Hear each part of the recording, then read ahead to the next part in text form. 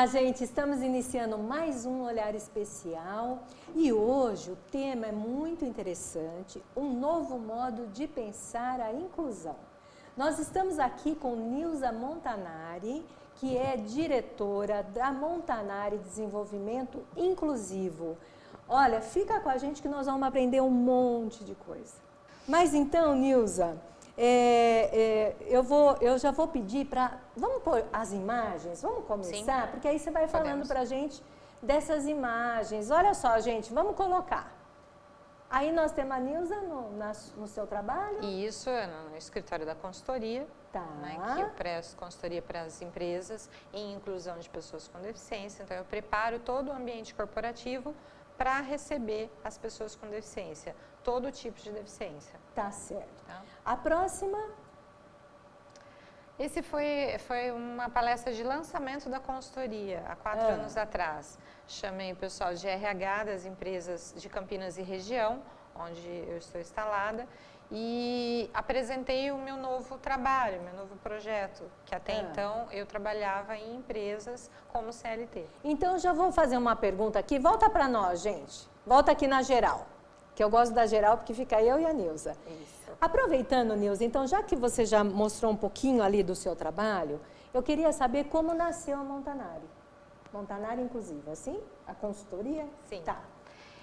A Montanari, ela veio aparecendo na minha vida aos poucos, como insights, como desejos, como necessidades de compartilhar um pouco do que eu vivenciava como pessoa com deficiência e como profissional de RH.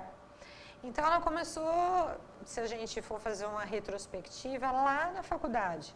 Aliás, formada, nada mais, nada menos, Unicamp. Isso. Em recursos humanos, é isso? Não, sou formada em pedagogia. Em pedagogia. Depois que eu fiz especialização. Ah, tá. Pós-graduada em pedagogia empresarial, né?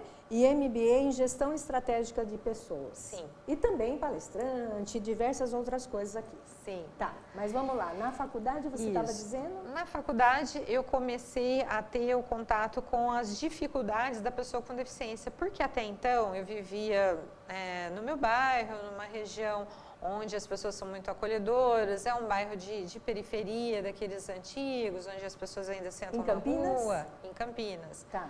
Para conversar, as crianças brincam na rua, né? Então, eu nunca me senti diferente, eu sempre fui muito bem acolhida pelo meu bairro.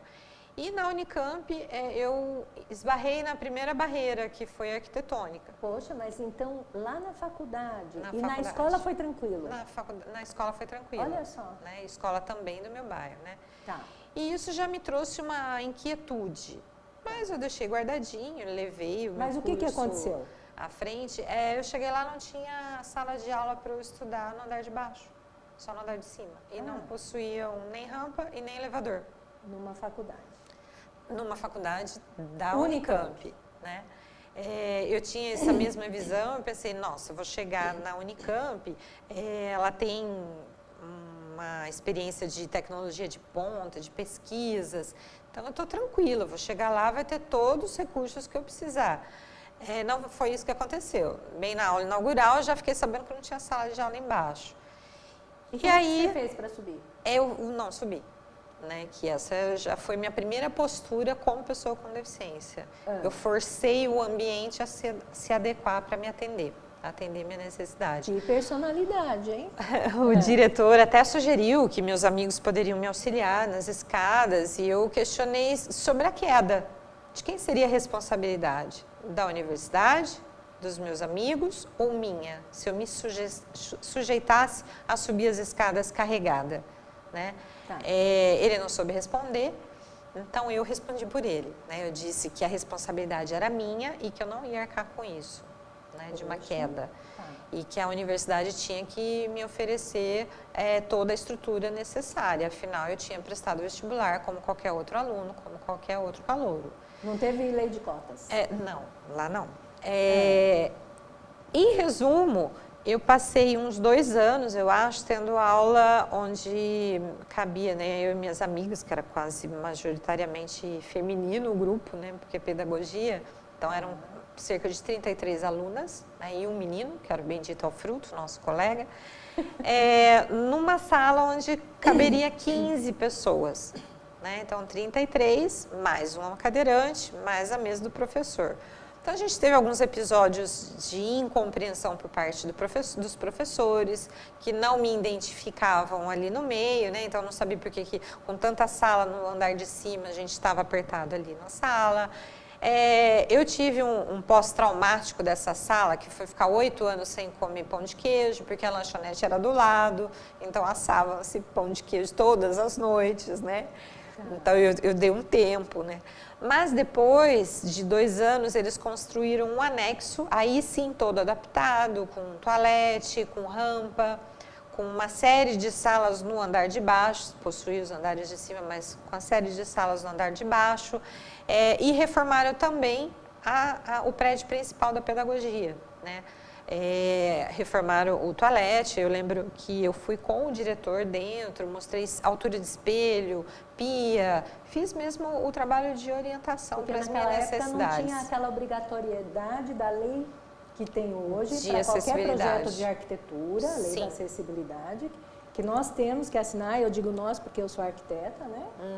E nem sempre os arquitetos tinham esse olhar. Então, hoje nós temos uma lei que nos obriga, e eu acho isso ótimo. Isso, senão não consegue nem o alvará, sim, né, de funcionamento. E o interessante é que tinha pessoas cadeirantes lá e que se sujeitavam a isso. Eu me lembro quando eu entrei, estava saindo uma amiga em comum nossa, de mim e do meu marido, já que você contou, né, que eu já sou casada, que ela estava terminando o mestrado dela. Então, ela tinha feito a faculdade, estava fazendo o mestrado, ela tinha tetraplegia. Nossa. Então, era muito mais agressiva, né, muito mais debilitante a deficiência. E ela se sujeitou mesmo às condições que a faculdade oferecia. Então, com essa preocupação, com essa dificuldade que eu encontrei na Unicamp, foi meu primeiro projeto de pesquisa. Então, é o acesso à educação para pessoas com deficiência, como ainda era deficitário. Então, foi meu primeiro tombo, né, ali, que eu achei que ia encontrar uma estrutura bacana e não encontrei ela completa. Você acha que a família, nesse momento, ajudou? Porque, assim, essa postura que você teve, fala, não, eu tenho direito, eu tenho direito. Essa postura que você teve, essa firmeza, que é lógico que você tem caráter, personalidade, mas como foi aí fazendo uma ponte com a família na sua infância, você com o mundo? Como você eu chamo de, né, você chamou de firmeza, eu chamo de segurança. Né? Então, eu tive segurança no que eu estava solicitando, no meu direito. E eu nem sabia dos direitos da pessoa com deficiência ainda. Eu me baseei no direito de uma pessoa comum. Né? Então, eles tinham deixado eu prestar vestibular, tinha entrado, consegui passar pelas provas, então eles tinham que me dar condição para ter aula. Mas essa segurança pessoal que eu ganhei, que eu desenvolvi durante a minha vida toda e que eu tenho hoje como profissional, como pessoa, eu devo à minha família, lógico, mas especialmente à minha mãe, que é a figura que me colocou sempre num ambiente coletivo, nunca me escondeu, nunca passou a mão na cabeça, nunca eu deixei de fazer, eu fiz menos por conta da deficiência. Ela sempre privou pela igualdade. Então, se as crianças brincavam de pega-pega, eu também ia brincar. E você na rua. tem outros irmãos? Tenho, eu sou do meio, né? Então, não sou nem a caçula e nem a mais velha, né? Então, ficou aquele E você nunca foi termo. tratado como café com leite? Nunca. Então, e eu fui ensinada a também não aceitar. Olha, que legal. Né?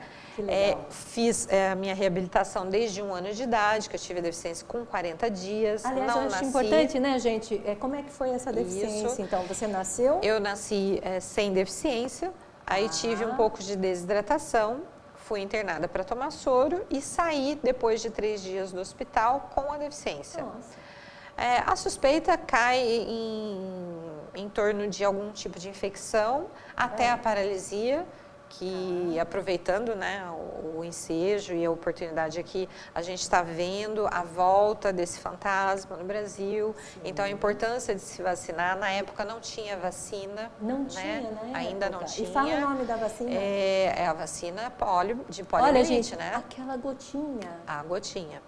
Então, não tinha. Então, pode até ser que seja uma poliomielite que tenha me acometido no hospital. Mas eu não tenho diagnóstico fechado e isso também para mim não fez diferença durante a minha juventude e nem criança. Então minha mãe sempre privou para que eu estivesse nos ambientes amplos e públicos, que eu interagisse com outras crianças, nunca me escondeu, nunca fez de conta que minha deficiência não existisse.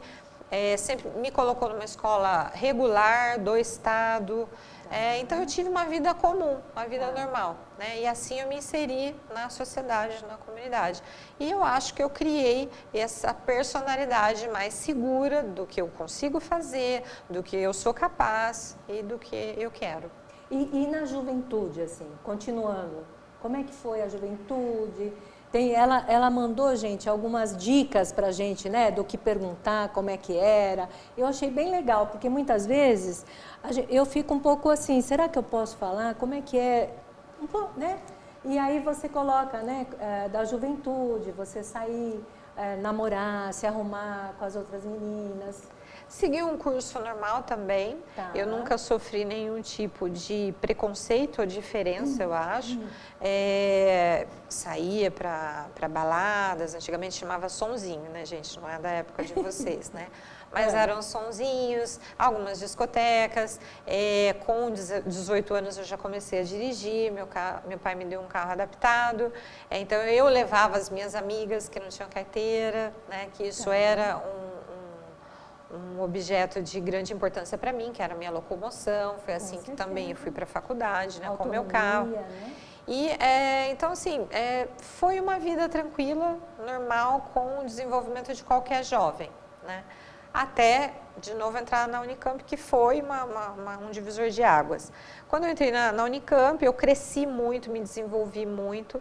Fiz esse meu primeiro projeto de pesquisa, que era o acesso às pessoas com deficiência à educação. E o meu orientador, ele me indicou algumas pessoas com deficiência para eu entrevistar, para ser uma pesquisa de campo mesmo, mais rica em dados, em conteúdo. E entre essas pessoas existia um Fernando Montanari. Né? Já entendi. Essa pesquisa foi muito rica mesmo, né? Foi, ela trouxe ganhos emocionais, né, profissionais, né, trouxe vários ganhos. E é engraçado como a gente cria preconceito daquilo que a gente não conhece. Acho importante trazer aqui. Sim. Esse meu professor disse, o Fernando, ele já se formou aqui na Unicamp, ele é cadeirante, ele se formou em economia. Ele é uma pessoa extremamente inteligente e eu acho muito importante você fazer entrevista com ele. Na minha cabeça, eu criei um estereótipo. Ele já tinha se formado, então ele devia ser bem mais velho que eu. Economia. É uma pessoa muito estudiosa, tem algumas características mais sistemáticas, né? Então, eu já imaginei ele mirradinho, miudinho, com óculos grandes, só pensando em números, em estatísticas. Gosta da parte de dinheiro. Eu falei, eu vou deixar ele por último, ou nem vou entrevistar. Né? Tem outras pessoas que parece que a história de vida é mais bacana. E fui deixando. Mas quando eu conheci, ele era um moreno, alto, jogador de basquete, em cadeira de rodas. Vinha da mesma cidade da minha família, do interior de Minas. Então, a gente tinha muita coisa em comum, morava pertíssimo de casa. E foi, assim, uma empatia ao primeiro olhar. Né? E aí a gente começou a namorar, depois de 5 anos a gente se casou e está junto até hoje. Que vem a gente passeando, adoram passear. Sim, a gente viaja bastante. Nas férias, né? E finais de semana a gente sai na região mesmo. A gente prima pela autonomia e independência. A gente já foi para fora do país, né? Também sem nenhum tipo de agência, nenhum tipo de apoio. A gente gosta de aventuras, né? A gente passeia bastante aqui no sul Mas eu acho que país, eu vou chamar as fotos de novo para a gente continuar. Pode trazer. Porque tem uma parte que eu achei incrível, gente. Mas vamos chamar as fotos. Vamos dar continuidade. Aí você já está numa palestra. Isso, já é com o nascimento da consultoria. Com a consultoria, tá, vamos para outra. Aí você está numa palestra no Senac. Treinamento, no Senac. Treinamento. Próxima. Aí são universidades, que eu também palestro em universidades lá em Campinas, na região. Tá. Para novos profissionais, que são nossos futuros gestores e empresários, né? Certo. Aqui foi um projeto social para a formação de eletricistas, então é um projeto de inclusão social. Na época que eu estava numa das empresas pelas quais eu passei, né? Então eu coordenava projetos de treinamento como pedagoga, né? Tá. O que mais que nós temos? Aqui eu também fazia parte do meu trabalho e assim que eu fui construindo internamente a consultoria, foi com essas experiências profissionais. Aqui era uma mesa redonda temática, então eu fiz mesa redonda com negros, com mulheres. Você trabalha também a diversidade, não é só a pessoa com deficiência? Não, meu foco principal é a pessoa com deficiência, mas eu trabalho a diversidade LGBT, vários grupos, né? E essa é uma mesa redonda sobre a pessoa com deficiência para saber das pessoas o que elas esperavam da empresa, de tratamento, de expectativa de crescimento de carreira, para ouvir, então, esses funcionários para a gente montar um programa adequado. Entendi. Tá? Próximo. Aí são seus clientes, Isso, né? aqui foi alguns lugares que eu já passei, né? Tá. Já fui para o Rio de Janeiro, para São Paulo, para treinar hotéis. As universidades também sempre me chamam, a gente desenvolve alguns trabalhos de treinamento juntas, sempre empresas. Voltado à pessoa com deficiência. Sempre voltado à pessoa com deficiência, à inclusão no mercado de trabalho, né? E aí, caso a pessoa queira te contratar, entrar em contato, qual é o seu site? Meu site é o www.montanariinclusivo.com.br. Ok. Próximo. Aqui é CIPAT, que eu participei de um grupo social da Prefeitura de Campinas, né, que eles têm treinamentos para adolescentes. Então, eles foram fazer uma semana CIPAT, fui lá falar um pouco, o tema era pessoa com deficiência, né? Tá. Próximo. Aí seu site, isso, que a carinha é incrível, do site, né? Vocês além podem de bonito, entrar, ver os cases, as fotos, os produtos que a gente tem, os serviços. Muito interessante. Tá. Eu acho que antes da gente passar a próxima, então, só retomando né, a sua pergunta, como surgiu a Montanari. Eu trabalhei em empresas durante 15 anos, sobretudo em empresas de energia elétrica, que tem uma dificuldade muito grande para incluir pessoas com deficiência, porque a maioria dos seus funcionários são trabalhos de risco. Tá, né? Então, não pode ter nenhuma das suas faculdades mentais ou físicas comprometidas, porque pode comprometer ele e o seu colega de trabalho. Risco de vida, então, era um desafio muito grande para mim. E quando eu passei por essas empresas, eu acabei percebendo que eu adquiri um know-how, tanto na faculdade quanto na minha vida pessoal, depois de casar com o Fernando e tal, e estava atendendo só uma empresa. E eu sempre gostei muito de compartilhar, né? Eu ouvi isso ontem, da Luísa Trajano, a gente é do tamanho do que a gente compartilha. Olha que gostoso, já fiquei feliz, né, gente? Porque Não a gente está compartilhando tudo aqui no Exatamente, Horário então eu tenho muita vontade de compartilhar. Então eu abri a consultoria para bom. atender mais empresas e não só aquela que eu estava trabalhando no momento. Então foi assim que surgiu a Montanari. Saí do mercado formal e dei a cara para bater. Até porque você estava sendo chamada para diversos lugares. Exatamente. Sindicatos. Eu sempre fui emprestada pelas minhas empresas para fazer uma palestra, mostrar o case que a gente desenvolvia, dar dicas de inclusão. Tá, Bom? tá. Tem mais fotos, gente? Olha, gente, essa foto com o Papa Francisco. Aí também, pelo amor de Deus, me conta como é que você foi parar aí. Nosso tempo que ser rápido. A gente viaja bastante, delícia. como eu falei.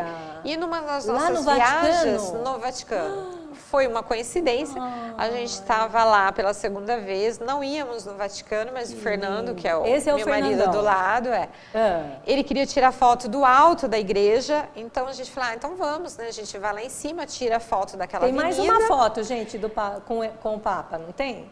A gente conversando com ele, e a foto anterior ele estava abençoando nossas alianças, que foi por ocasião dos 10 anos de casamento. Tá. E aí a gente descobriu que ia ter uma audiência na praça para pessoas com deficiência e também para pessoas que fossem recém-casados. Eu falei assim, somos nós, né? Aniversário de casamento, pessoas com deficiência. A gente pegou o convite e foi. E a gente deu sorte que ele passou na área restrita ali onde estavam os convidados desse foco, desse segmento, né? Recém-casados e com deficiência. E ele parou, conversou com a gente, abençoou nossas alianças, perguntou de onde a gente era. A gente falou que era de Campinas, interior de São Paulo. E ele soube, né? A gente conseguiu ali conversar alguns minutos com ele e teve a felicidade de tirar essas fotos. Que bênção mesmo, né? Sim. Bom, olha só, Nilza, tá? A Neuza Ramos aqui mandando um abraço, falando que está gostando do programa. E o meu marido Paulo Continho também dando aqui os parabéns e um oi para você. Obrigada, obrigada. Mas então, bom, gente, de foto acabou, hein? Né? Que pena. Mas ela vai trazer mais, porque eles adoram viajar. Aproveitando falar de viagem, você tem algumas coisas que aconteceram durante essas viagens, que vocês vão para vários países, pelo Brasil. Aí conta para nós também sobre isso. Nós temos um blog, agora ele está meio desatualizado, porque a gente está planejando essa nova viagem. Nós vamos em outubro voltar para a Itália, mas dessa vez nós vamos fazer um documentário sobre turismo acessível. Olha que legal. Para as pessoas verem que é possível. Tá. Não só na Europa, mas aqui no Brasil, em qualquer lugar, dá com um pouquinho de esforço da gente, então a gente também tem que dar a nossa parcela, mas também a estrutura local. É possível, tudo que a gente quer é possível a gente realizar. Então, a gente vai fazer um tour de Milão a Sicília, durante 20 dias, e a gente vai filmar os nossos desafios, as nossas surpresas do caminho, que é o nome do blog, né? Que a gente tem sobre turismo. Então, a gente mostra comidas típicas, locais que a gente transita, acessibilidade, dicas de como burlar a falta de acessibilidade, né? O que é possível, o que não. Mas a gente não encontra muita barreira lá fora, não. E você, uma das coisas que você fez é dar consultoria, inclusive, para hotéis, não é isso? Sim. Eu dei consultoria para a Rede Accor Hotéis, pós-Paralimpíada, porque eles tiveram algumas dificuldades com os atletas lá. Então, eles me chamaram depois para fazer um treinamento de como atender melhor o seu público, os seus clientes, né? Os seus Nilza, e também eu estou curiosa, como é que é esse dia a dia na casa? Porque você e seu marido são cadeirantes. Essa casa é totalmente acessível. Você que faz o seu serviço, você tem empregada, como é que é esse dia a dia? A gente vive sozinhos, né? Nós moramos sozinhos, a gente tem uma ajudante que vai às terças e sextas para nos ajudar, mas ela também tira férias, adoro. Você e seu marido? Ensinei o Fernando, ele cozinha muito bem, por sinal. Nosso dia a dia é comum e existe uma coisa até para ir finalizando que é muito importante, que vai resumir um pouco isso. A deficiência ela é uma manifestação, ela não existe. Quando o ambiente nos dá toda a estrutura e possibilidade para que a gente desenvolva a nossa atividade do dia, ou profissional, ou de entretenimento, a gente não é deficiente, a gente é uma pessoa comum. A partir do momento que aparece alguma barreira, um degrau, uma porta estreita ou um preconceito, porque as barreiras podem ser atitudinais, da atitude de pessoas, ou barreiras arquitetônicas, físicas, né, como um degrau, uma porta estreita, a deficiência se manifesta naquele momento. Mas não por nossa causa, por conta do ambiente ou da pessoa que está interagindo conosco. E isso qualquer deficiência. Se você tiver um cego e tiver o braille, ele não é deficiente. Se você tiver um surdo, tiver quem faça libras, ele não é um deficiente. Olha que interessante. Então, eu trabalho com este conceito da manifestação da deficiência. E também a gente precisa desmistificar a responsabilidade do outro para a nossa inclusão. Nós também temos nossa parcela de responsabilidade. Eu acredito na neoinclusão, que aliás, já é um novo projeto Exatamente. seu. Gente, eu estou precisando saber quantos minutos nós temos, porque meu cronômetro está sem aqui. Ah, já apareceu, beleza. Nós já estamos finalizando assim. Então, assim, a neoinclusão, ela é um conceito que eu criei, ela se baseia na corresponsabilidade pela inclusão da pessoa com deficiência. Então, nós com a LBI conseguimos todos os nossos direitos, muito avançado, o Brasil está muito avançado em termos de legislação, mas ninguém fala do outro lado da moeda, que são os nossos deveres, também como cidadãos. Né?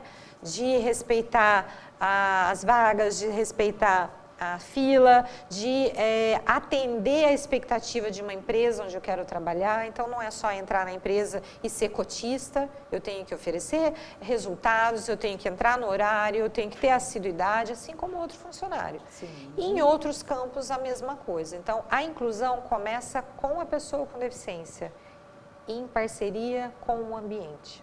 Olha que interessante, eu vejo que você faz uma ponte, como a gente estava falando da sua infância, né? Que tem aquela historinha, não foi café com leite. Não, minha mãe botou eu para tudo. Sim. Né?